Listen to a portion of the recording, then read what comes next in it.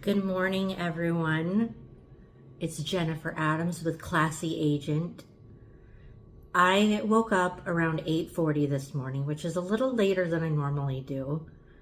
But I think it's because it has been so gray and dark. Like we're already in that season where it doesn't get light until later and the sky is gray. So I always sleep a little bit longer in the fall/winter time. Anyway, I woke up and I made my coffee, did my reading, and I haven't done anything yet. My hair is a mess, and so the next step is I'm going to get ready. This is another day in the life, and I've already handled some administrative things this morning with email. And so today I'm just going to be creating some content. And, I'm always available for phone calls if a customer calls me.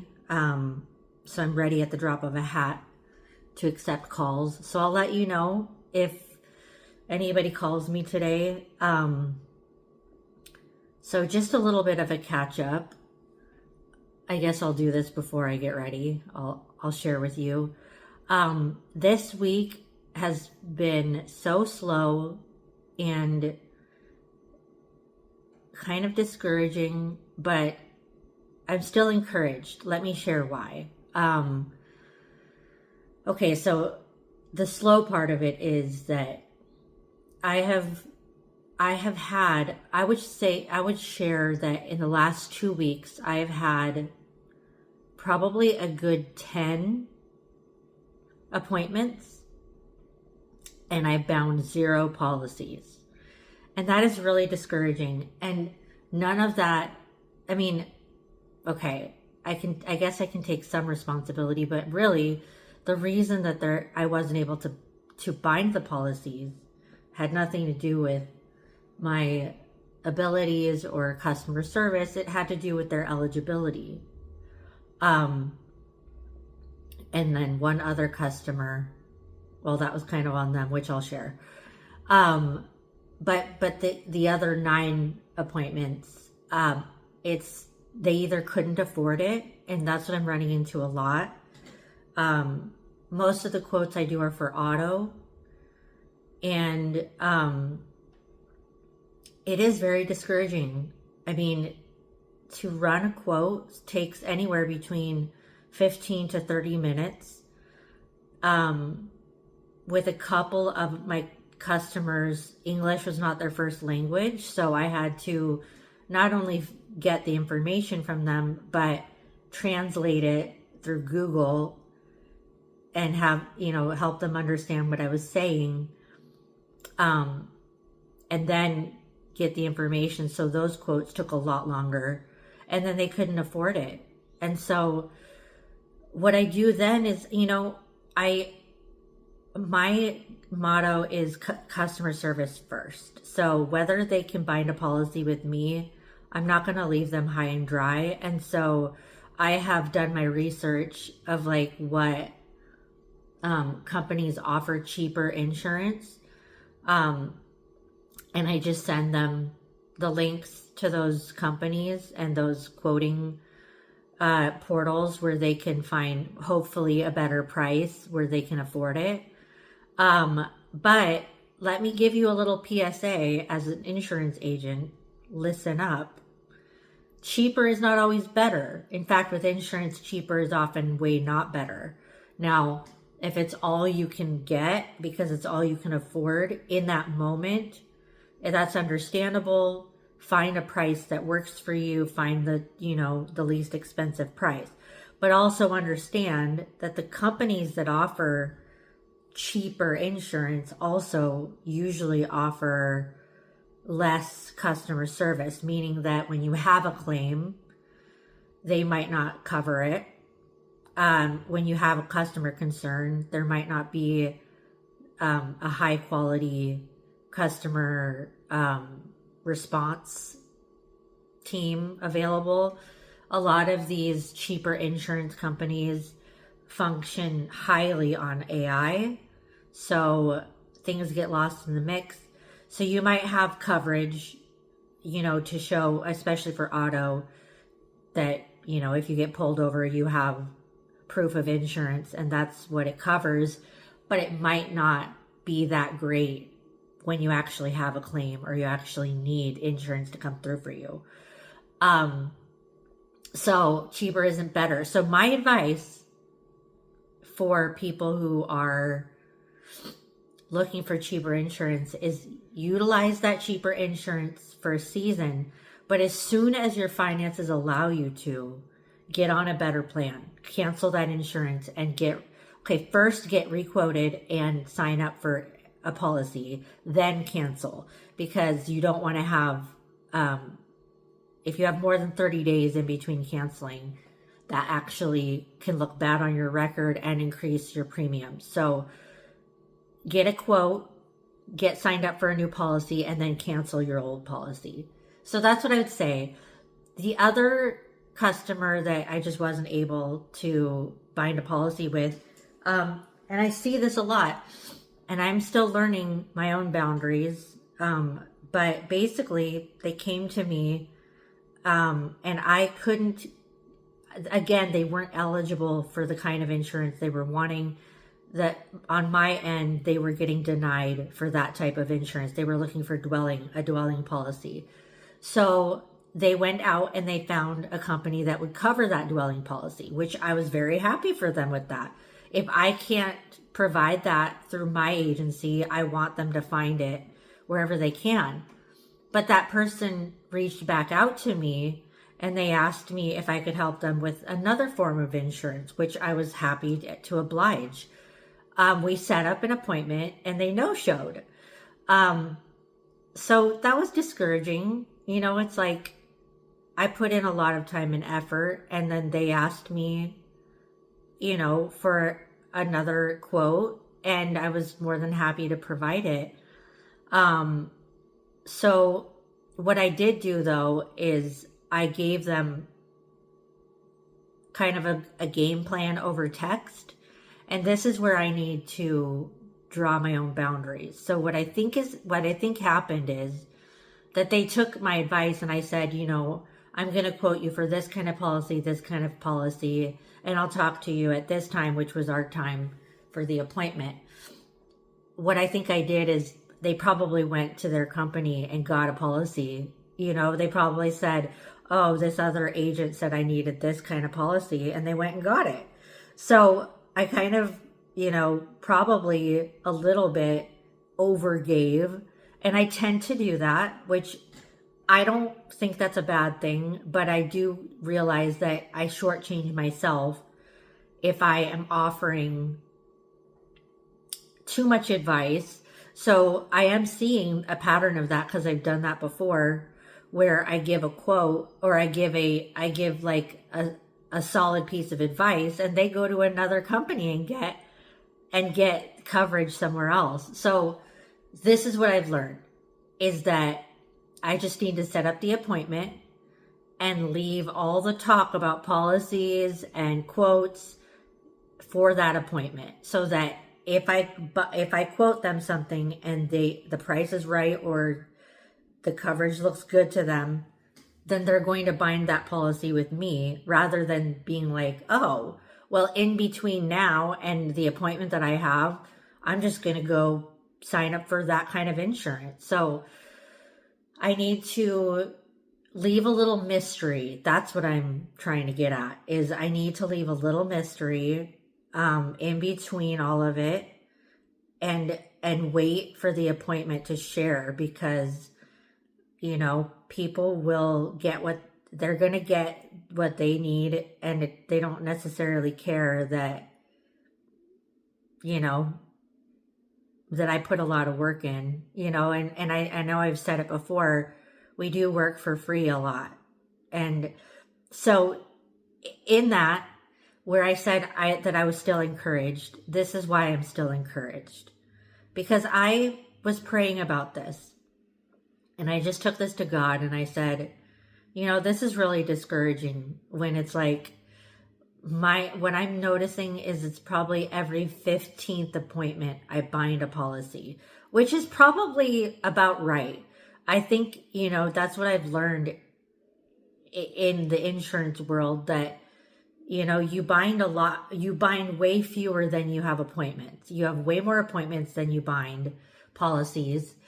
But that is discouraging because for every 15 policies, that means that 14 of them you put somewhere between 15 minutes to an hour of work, maybe more, and you put in research, and then you get zero. You don't get paid for it, And I just brought that to the Lord, and I was just like, I just need to hear from you about this. Like, what do you say about this? And this is what I heard him say. He said, has every big blessing, like, those big life-altering, financial-altering blessings ever come in the everyday humdrum of life? And I was just thinking, no. Like, I think about my life, and all of the big blessings always came in an unexpected way, and I have learned, I'm 46 years old, and I have learned through my life that the in-between is all learning. I think a lot of times we really expect, and I do, God does bless the diligent. So there is that. But oftentimes that blessing doesn't come directly through the work you were doing. And so I'm just learning, and I just heard God say, like, trust me that even if you're not getting paid, like, if you're being kind to these people and you're working as though working for the Lord, then whether you get paid or not for these policies is irrelevant. There is a blessing coming, a bigger blessing coming. And all of the in-between is just learning. It's being equipped for that bigger blessing. And so I just felt like he was saying, take heart that these menial in-between seasons, don't be discouraged. And so what I'm anticipating is not that, I'm going to get, I'm anticipating that the blessing isn't necessarily going to be in all the policies that I have bound. I believe that the blessing is going to be bigger than that. And it's going to be a surprise. And that's just what I heard the Lord say, is that the blessing up ahead is always a surprise. You don't know how it's going to come. But what God asks in the in-between is that you stay faithful, that you don't let the in-between discouragements make you bitter or grumpy or just unseemly, but instead that you stay faithful. You stay faithful to the process. So I'm holding on to that word that God said. I hope that encourages you too. But now that I've said all that, now it's time for me to go take a bath or a shower and get ready for the day, so that I can show up and do my job well and hopefully make some stuff happen. Okay? So I'll see you in a moment.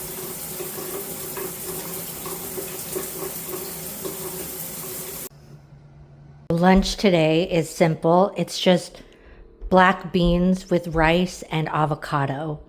And it's this brand that basically you just throw it in the microwave with some water, and then I add avocado to it. All right, you guys, I am now showered and ready for the day and have my makeup on.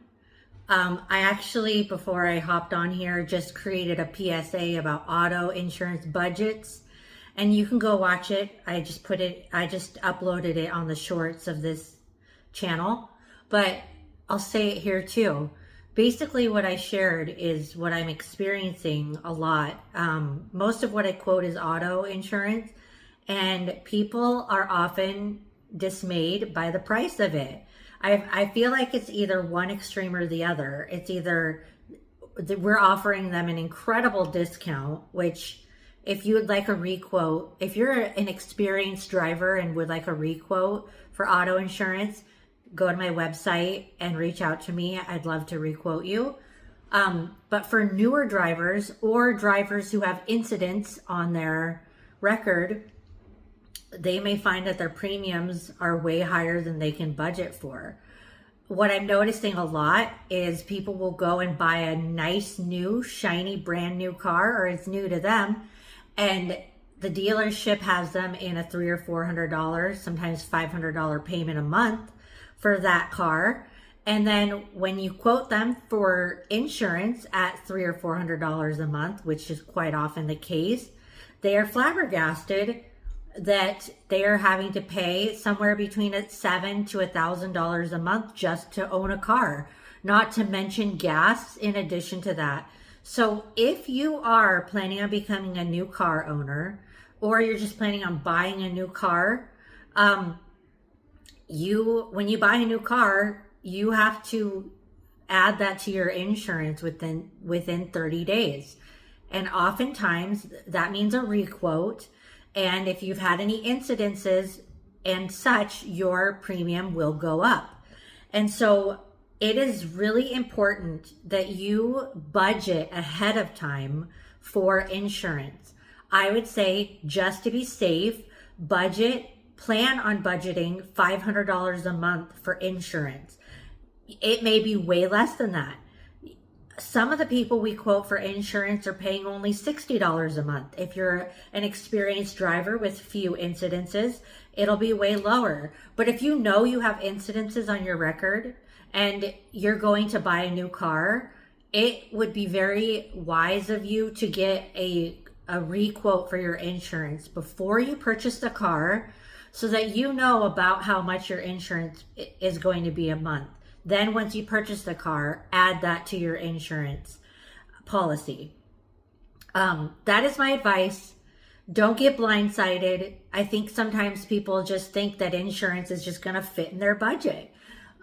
Like they can just shop around and find the price that matches. But oftentimes, everywhere you quote, you're going to get the same price. Sometimes you can get cheaper insurance, which I just explained earlier doesn't always mean better insurance. So this is something to keep in mind when buying a car, and also for new drivers that are getting licensed, keep this budget in mind. It would behoove you to reach out to a real agent, a human flesh and blood agent. Don't go online and try and find the answer. If you need an agent, reach out to me. I'm here. I'm happy to help.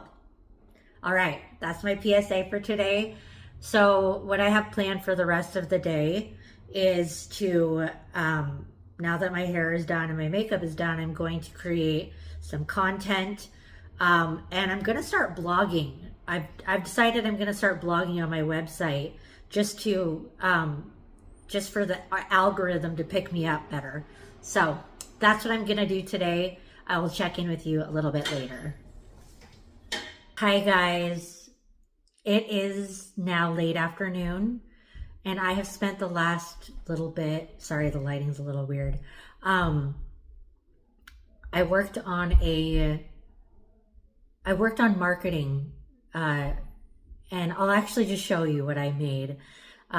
This is for my social media marketing, and yeah, so that's gonna wrap up my work day today. And I will see you guys again soon.